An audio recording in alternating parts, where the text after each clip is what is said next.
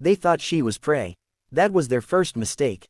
The second was assuming she wouldn't notice the glint of a scope half a mile away, just a tiny flash of betrayal from a predator who believed he was untouchable. But Staff Sergeant Elena Marquez, the U.S. Army's most precise long-range shooter, didn't survive 3 tours because she was lucky. She survived because she understood something the elite kill team hunting her did not: the battlefield listens to the patient. And she had patience carved into her bones. It all began 3 days earlier. Elena's team had been deployed to a remote mountainous region to dismantle a rogue network responsible for targeting American advisors. The mission went sideways when a hillside IED detonated beneath their convoy. The world blurred, dust swallowed the sky, and gunfire poured from the ridgeline like a thunderstorm. When the chaos died, Elena found herself alone, cut off, disoriented, and miles from extraction. But she wasn't alone for long. Intercepted chatter confirmed the worst. An infamous mercenary kill team operating in the region had learned she survived, and they wanted the American sniper.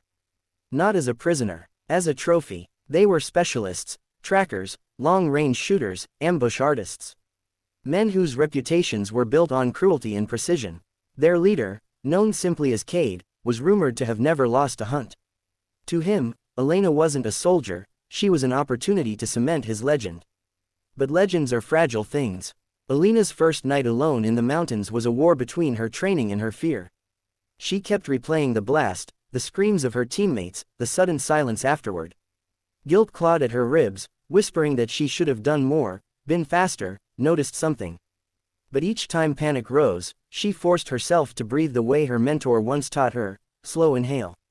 Slow exhale. Don't think about surviving the night, just survive the next minute. By dawn, she'd shifted from survival to strategy. She found footprints, heavy, spaced evenly, too perfect to be locals. They were here, close, skilled, but they made one fatal assumption: that panic would cloud her judgment.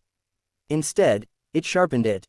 She climbed to higher ground, crawling through shale and wind-blasted brush until she reached a cliff overlooking the valley. Her breathing steadied, her heartbeat synced with the rhythm of the earth, and she spotted him, a scout from the kill team, moving stealthily but not invisibly. "Who's hunting who now?" she whispered into the wind. Her first shot was quiet thunder.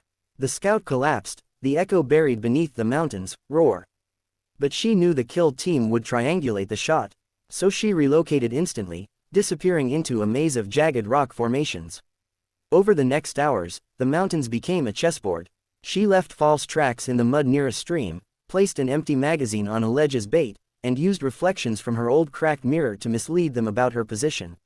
Frustration crept into their radio chatter, she sensed it like static in the air. Cade was losing control, but the game changed when night fell again. Elena found a small cave for shelter, exhausted and trembling from cold.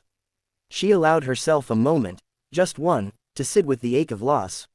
She whispered the names of her fallen teammates, each syllable a promise that she wouldn't let their deaths be meaningless. She wasn't just surviving, she was finishing the mission.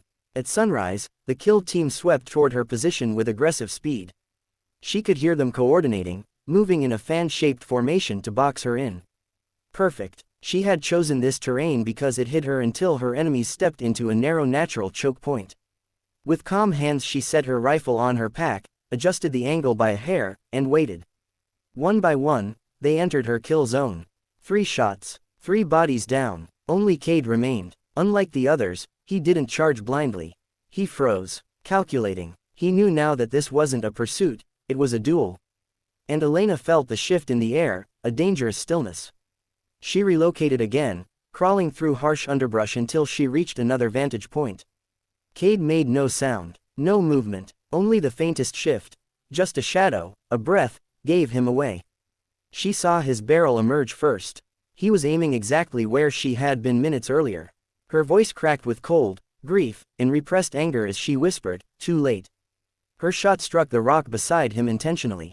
The ricochet hit his shoulder, forcing him down. She sprinted along the ridge, descending the slope until she stood behind him as he clutched his rifle, stunned and bleeding. You're supposed to be running," he panted. Elena leveled her rifle calmly, eyes steady. "I don't run from men who hunt the innocent." He lunged, but she fired, clean, precise. And then there was only silence. Hours later, extraction finally arrived. The helicopter's roar washed over her like relief and sorrow mixed together. When the medics approached, she didn't speak at first. She simply stared at the mountains, the graves of her team, the place she refused to die in. One medic knelt beside her. "How'd you survive out here alone?" Elena wiped a streak of dirt from her cheek. "I wasn't alone," she said softly. "My team was with me every step." As the helicopter lifted her away, she realized something. This story wasn't about a kill team or a duel in the mountains. It was about resilience, about turning fear into focus, about choosing duty over despair, and above all, about understanding the truth she carved into the mountain that day.